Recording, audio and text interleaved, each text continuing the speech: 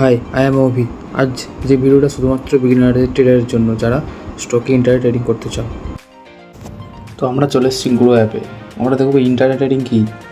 Intraday trading এটাকে বলা হয়, ধরুন কোনো ট্রেডিং, আজকে ট্রেড আপনি নিলেন, ট্রেডটা নেওয়ার পর 9:15 থেকে আপনি ট্রেড নিতে পারেন। তাকে 3:15 মধ্যে সেই স্টকটাতে প্রফিট হোক লস হোক সেটাকে বার করে দিতে হবে। এটা হচ্ছে ইন্টারডে ট্রেডিং, স্টকে ইন্টারডে ট্রেডিং।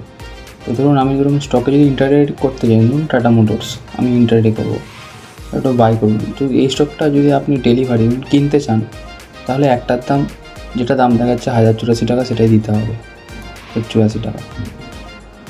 আমার ব্যালেন্স আছে 24 টাকা। আমি ধরুন ইন্টারডে করতে গেলাম, তখন দেখুন ব্রোকার আমাকে 5x একটা মার্জিন দিচ্ছে। যখনই আমি একটা স্টক ট্রেড করছি, তখন এর দাম চলে আসছে 219 টাকা।